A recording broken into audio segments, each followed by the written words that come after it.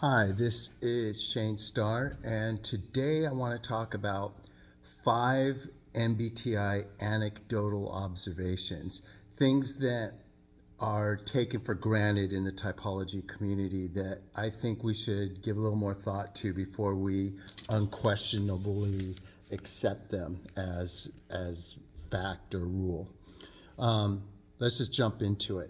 The first thing, and I think this is my biggest thing, and I brought this up in other videos, is what goes against the common sense as well as the scientific community understanding of type is that in our typology community, it seems to be the fact that type is static. It can't change. Your type is like your heritage or your ethnicity.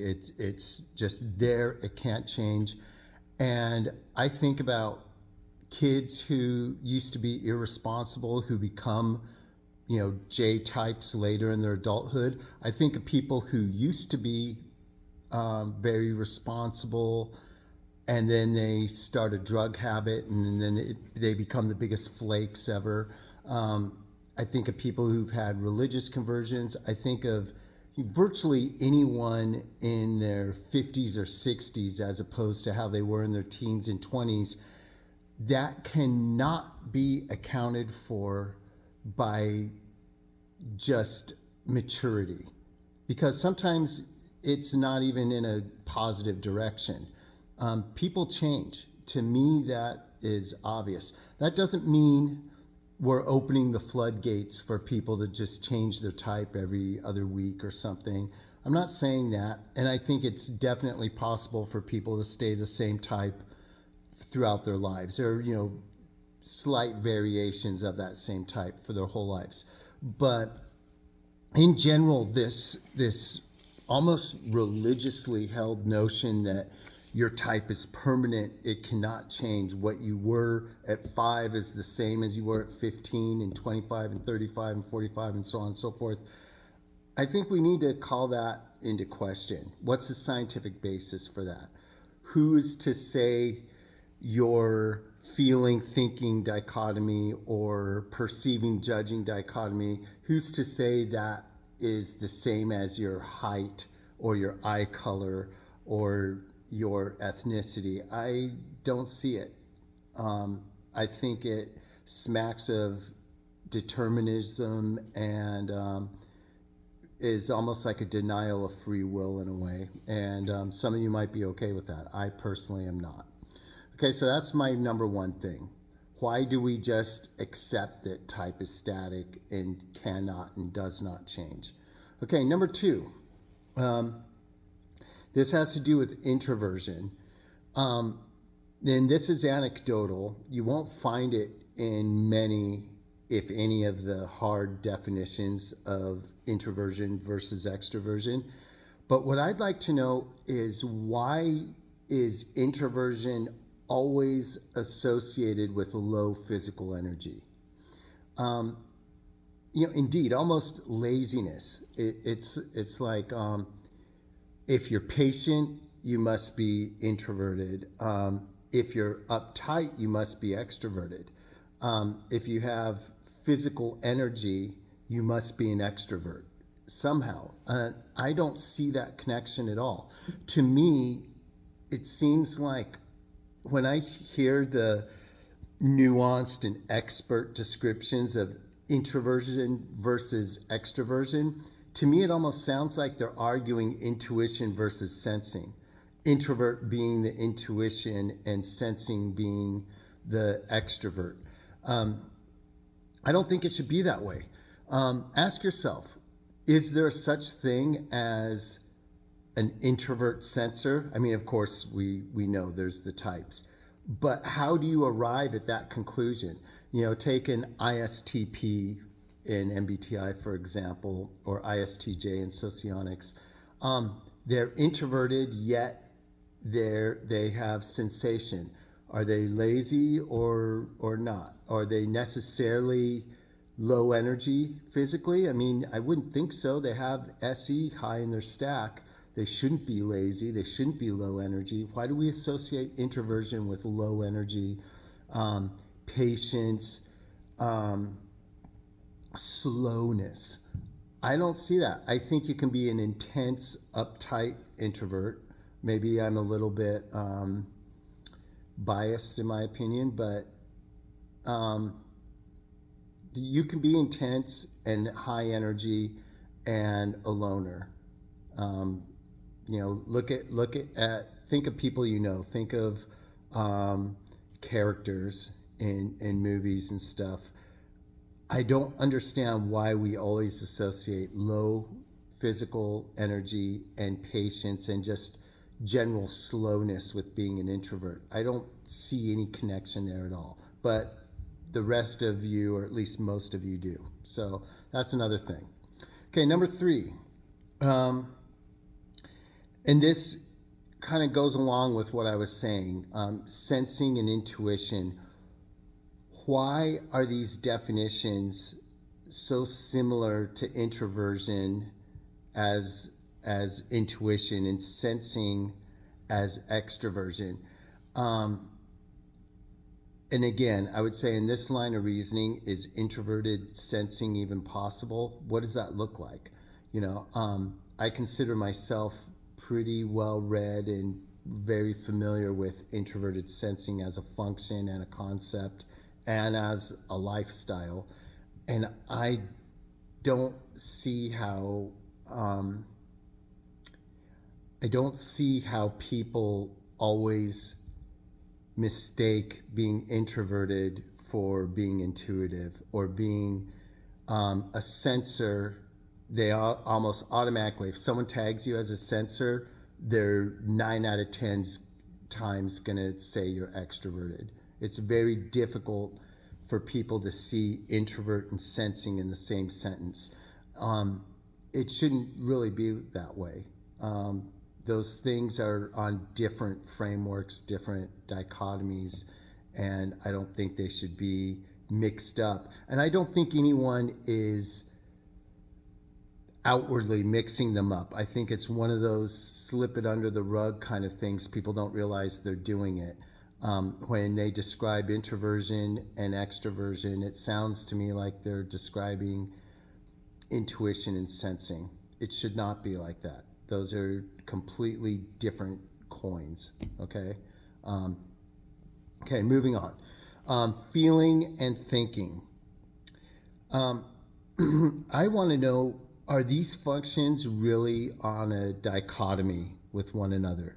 In other words, if you have more thinking, does that necessarily mean less feeling? If you have more feeling, does that necessarily mean less thinking? Because I seem to know people who are intense thinkers and intense feelers, and I know people who don't feel much or think much. So, someone might say, well, that they're all both on the same seesaw, just one's more extreme than the other. I don't know that. Think of someone like Tom Brady, a football player, very intense thinker, knows the playbook inside and out. It's well documented how much thought and systematic thinking goes into his routines and everything. Yet at the same time, you see him on the sidelines. He's a very intense feeler, just extroverted feeling is all over the place. He yells, he screams, he throws things down. He's a very intense thinker and an intense feeler. And then I think of other people, like the typical, there's no famous people who have neither, but we all know a lot of them. Think of your lazy, kind of clueless gamer downstairs in the basement eating chips and Twinkies who's just kind of like there. They're always the cool, chill guy. Maybe they're an ISTP in socionics, I don't know. But, they don't seem to think that hard. They don't feel much either. They're just kind of stone-faced. They're just kind of there. They're just kind of like, whatever. Hey, what do you think of this? I don't know. Whatever you guys think. Enneagram 9 types.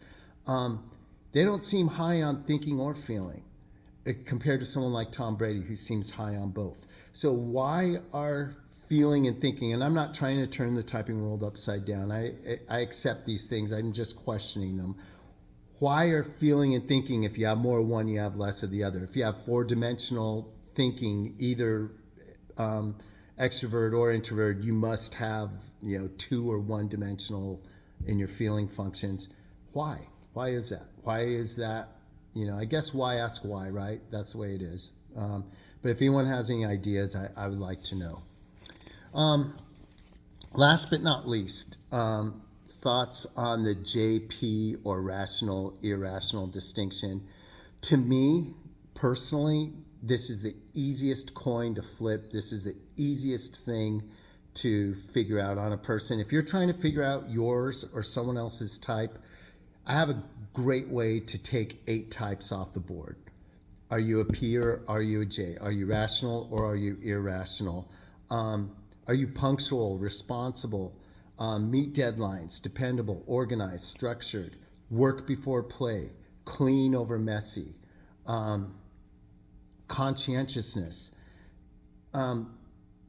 Anyone who tries to say they're in the middle, compare yourself to the 10 people that first come to mind, and I guarantee you'll fall on one side or the other. This is unlike feeling and thinking or sensing and intuition, or even introversion and extroversion, where everyone's in between somewhere. J and P, man, I can pick them out, and I think you should be able to too. Sometimes that doesn't lead us down the road we want to go. Functions wise, at least in socionics, I always function wise kind of related to the ISTP being ISTJ in functions, but the judging and perceiving part just throws it off. It ruins that typing. There's no way I could be that type. Just out of that, because I'm structured. I match my clothes. I care about structure, organization. Everything needs to be in its proper place in its proper time, arranged in a certain way, and I'm very particular and picky about it. If you're a P type, that stuff doesn't mean anything to you. You're just like, chill, man, whatever. Oh, it's this way? Oh, okay. Oh, my stuff doesn't match? Whatever. It doesn't matter that much anyway. Like, you're either one way or the other, black or white to me. And I guess my only question here would be, I need to understand better how people have a hard time with the PJ distinction, or rational or irrational distinction. I think if you divorce or separate yourself from the conclusion you are looking for or want in a type, I think this distinction is quite easy. If you're honest with yourself, and if you don't know how to be honest with yourself, ask someone who knows you, at least on this part.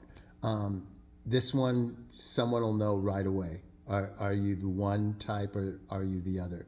And for all those people who say, well, you can be a P type and be structured, you could be a J type and be messy, there's always some exception, some weird special, exception to the rule. I don't even want to go there, entertain that. I'm looking at, in general, common sense. We're basically one way or the other way. Not that we can't change with effort or conversion or picking up new good or bad habits.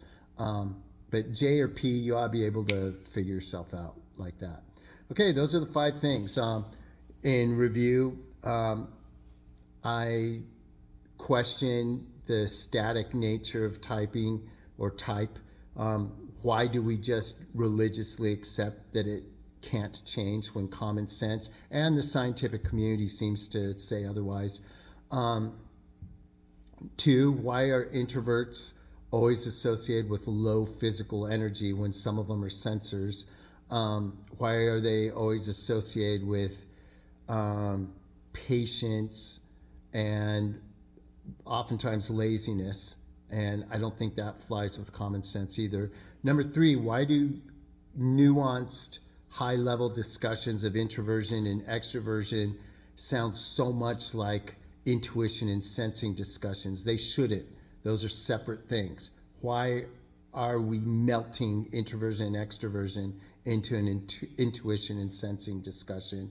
Even if it's not explicitly said like that, that's how it's coming out. Number 4, feeling and thinking. Are they really on a dichotomy? More of one means less of the other. I don't know of an alternative, but I challenge or question that. And last but not least, J and P.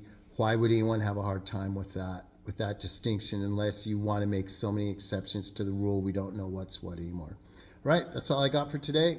Peace out.